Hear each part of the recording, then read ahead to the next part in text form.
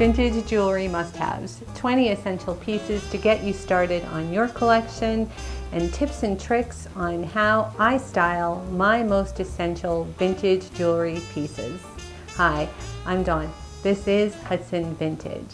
Today I'll be going over 20 pieces that I handpicked from my personal collection, why I think they're good to look for, and how I personally style them. A lot of you that saw my last video on rare costume jewelry, I will put the link in the description box, were asking questions on how to actually wear and style it. The first thing to do when thinking about your collection of essentials is categorize what you want and need. For me, and for most people, that's 3 categories. The first one is basic, timeless, classic, everyday pieces. The second one is signature pieces, special one-of-a-kind pieces, inherited pieces, and the third category is the statement pieces. In this video, when I was considering what to pull, I wanted to show the things that were the most useful, that could be worn the most ways. When thinking about what you need in terms of vintage necklaces, you need something that's silver, you need something that's gold, and you need something that is preferably not color. It's like a clear stone or a pearl or a black. I'll show you what I mean. I have 7 necklaces, including my signature piece. When you're considering essential necklaces, you need to consider first your body type. I have a larger bust line, so I can't wear the mid necklaces. I can't wear necklaces that fall here or here. The first thing everyone needs is a shorter necklace.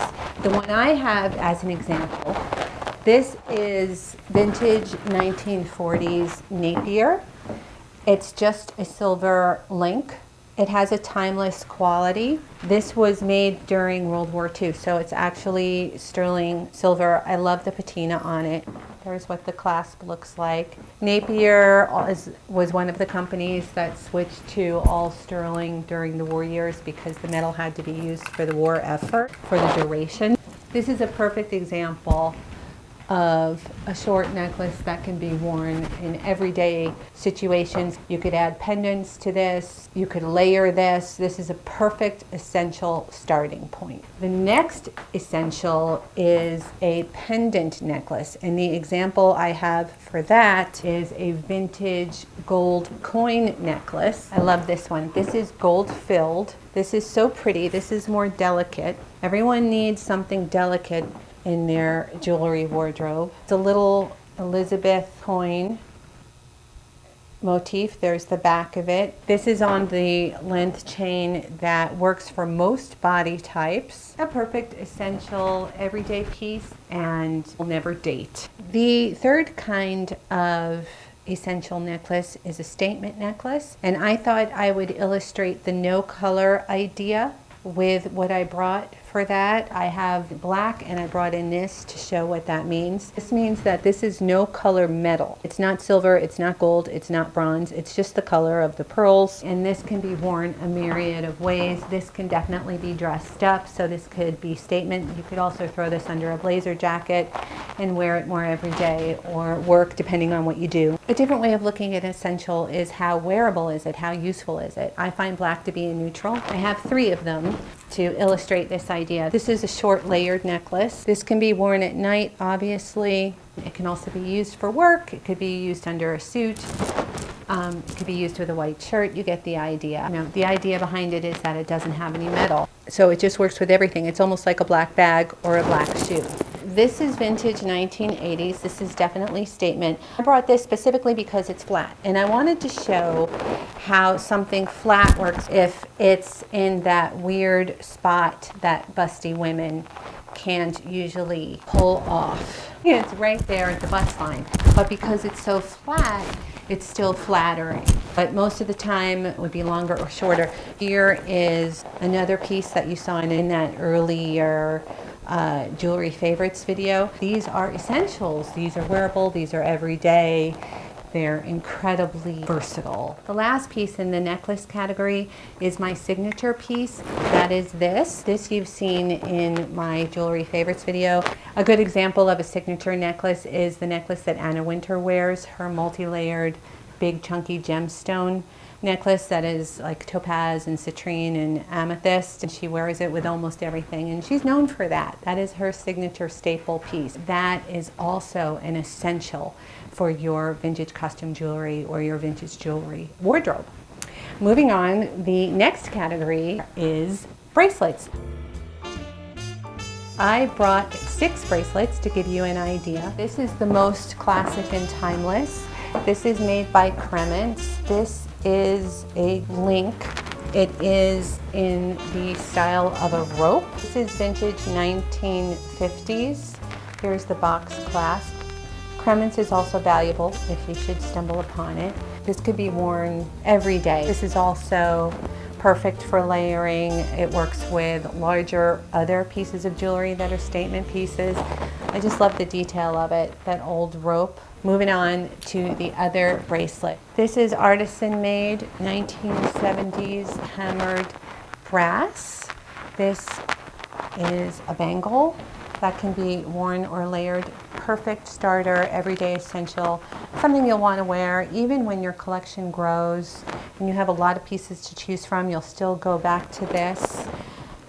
Then we have a silver version for your silver days. This is old Robert Lee Morris. This is a really good one. It's very large.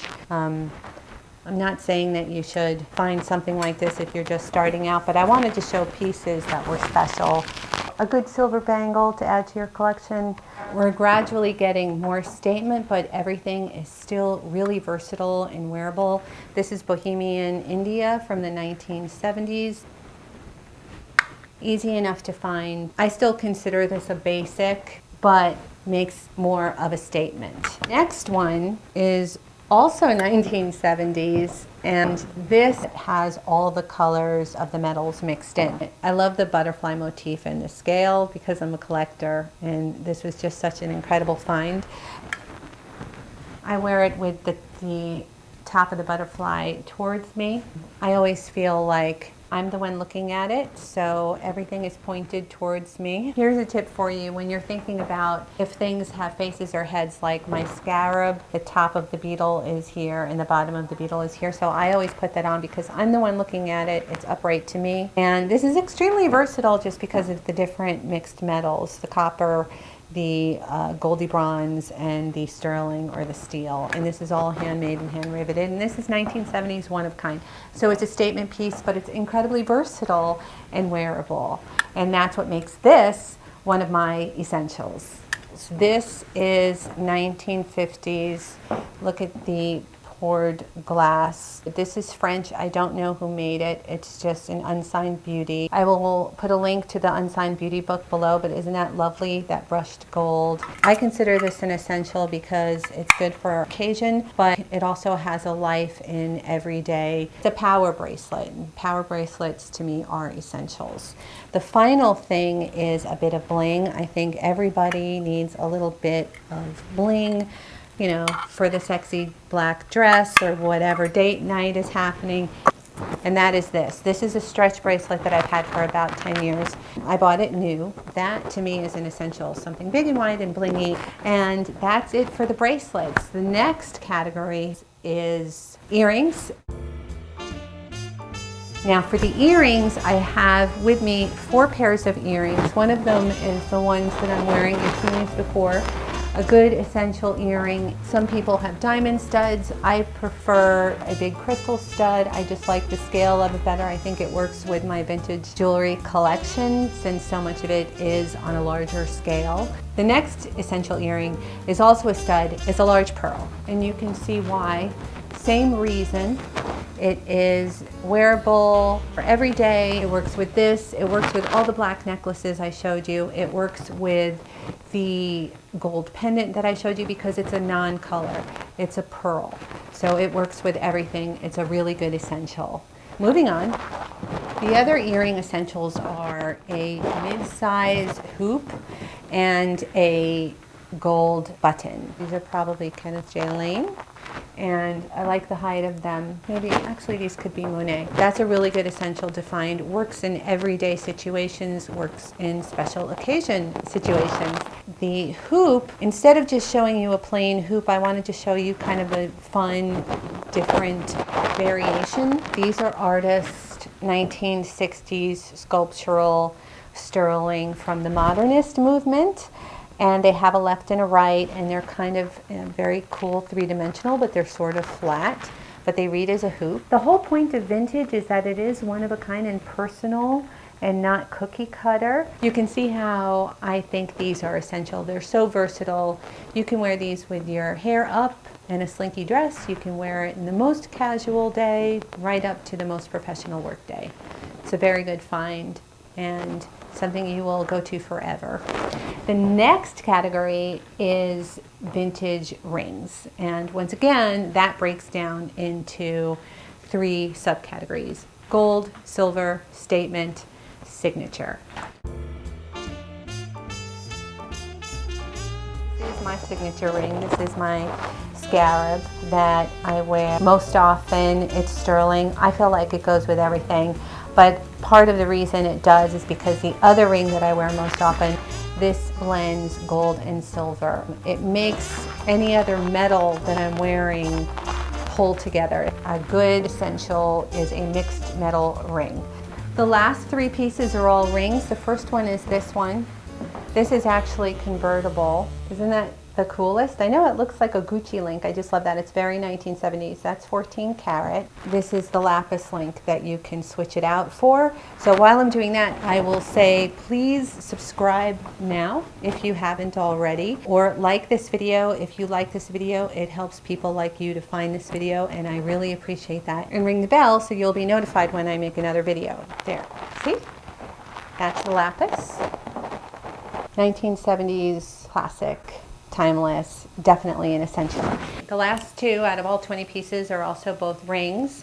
One of them is definitely more classic, basic, everyday, and the last one is definitely just statement, but to me they're both essentials. The first one is this little one right here. I just thrifted this for $1, still has its tag on it, and I got it as a pinky ring. And to me, I pulled this because I wanted to show you it was possible to get a ring that you could thrift for $1 and have it be great. To me, this is everyday. It's very modern looking. It is probably vintage 1980s. It's gold-plated big zirconia. And this is definitely an essential to thrift, a nice little everyday ring. The last one is 1970s Panetta. This is extremely well made. See the cage? This is a cocktail ring.